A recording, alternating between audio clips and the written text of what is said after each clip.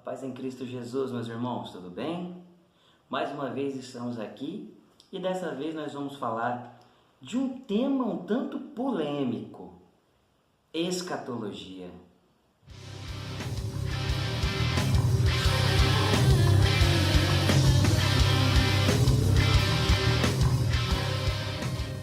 Primeiramente, o que é a escatologia?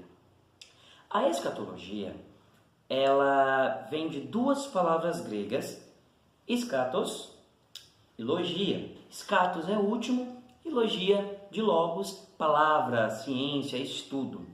Portanto, escatologia vem a ser o ensino, a doutrina, o estudo sobre as últimas coisas. Se refere à parte da teologia que estuda sobre os últimos acontecimentos da história humana, ou pelo menos das profecias relatadas na Bíblia. Ao falarmos de escatologia, nós devemos saber que existem várias escolas escatológicas. Existem dois eventos que são primordiais para a escatologia. São eles a Grande Tribulação e o Milênio, o reino de Cristo. Quando nós tratamos sobre esse tema, sobre este ponto, os nomes das escolas, eles acabam sendo herdados a partir destes dois eventos, a Grande Tribulação e o Milênio. O capítulo-chave para a Grande Tribulação é Mateus capítulo 24 e também os seus correlatos nos evangelhos sinóticos. E o capítulo onde é tratado sobre o milênio é Apocalipse, capítulo 20. As escolas, elas baseiam a sua nomenclatura através, principalmente, desses dois eventos relatados nesses dois capítulos. Existe a escola pré-milenista, que é aquela que interpreta o milênio do capítulo 20 de uma forma literal. E assim, o termo pré-milenista remete a antes, pré-milênio.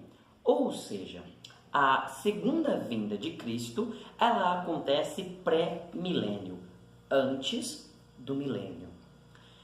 A escola pré-milenista, ela também vai se dividir entre pré-milenismo histórico e pré-milenismo dispensacionalista. O pré-milenismo histórico é aquele que tem uma abordagem aliancista, que entende que a igreja é continuação de Israel, né, e que as promessas de Israel se cumprem com a igreja. E ela também é chamada de histórica por ter sido a primeira forma de pré-milenismo defendida na história. No que refere-se à Grande Tribulação, o pré-milenismo histórico, ele defende o pós-tribulacionismo, ou seja, a Grande Tribulação, ela acontece antes da vinda de Cristo. Ou, colocando de uma forma mais precisa, a vinda de Cristo, ela acontece pós-tribulação. Já o pré-milenismo dispensacionalista, que é um pouco mais moderno, ele vai interpretar que Deus trabalha durante a história de várias formas diferentes, ou que eles chamam de dispensação. E dessa forma, ele acaba entendendo que a igreja, ela é como se fosse um hiato, ou seja, um parêntese, se eu posso usar essa nomenclatura, né?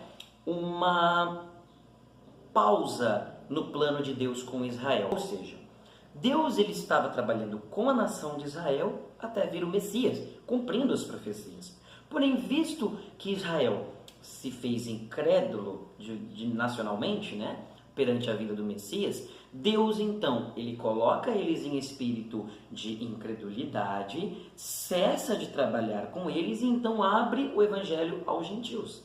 E desta forma, abre-se então um parêntese na história, né, um hiato, onde Deus vai trabalhar agora com os gentios. Porém, vai chegar um momento onde Deus vai parar de trabalhar com os gentios e começar a trabalhar novamente com Israel.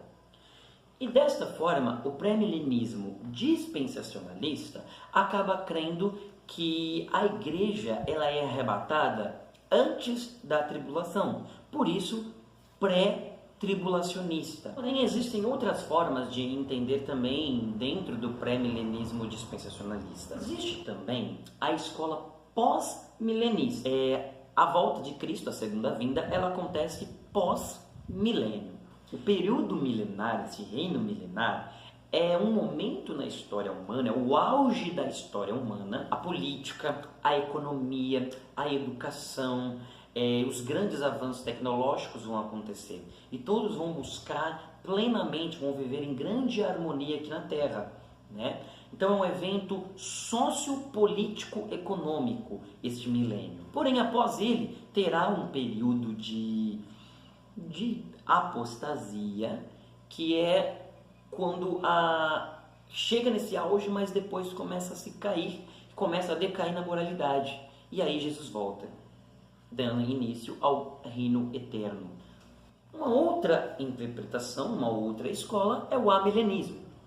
O nome em si significa sem milênio, porém ela é bem similar à forma pós-milenista. A de grande diferença é que ele interpreta o Apocalipse 20 de uma forma mais simbólica, mais espiritual. Em vez de enxergar o milênio como um período sociopolítico-econômico, entende o milênio de uma forma mais espiritual, como sendo a própria igreja. O milênio, então, ele passa a ser sinônimo do reino presente de Cristo, o reino que Cristo trouxe na sua encarnação, e Cristo volta no fim dele. Este período é um período também de expansão da igreja. Porém, paralelamente à igreja que está avançando, o reino das trevas também está avançando. Portanto, a paz, a alegria e o gozo que é dito acontecer no milênio acontece na igreja, espiritualmente. Enquanto isso, o mundo em si, ele ainda continua em trevas.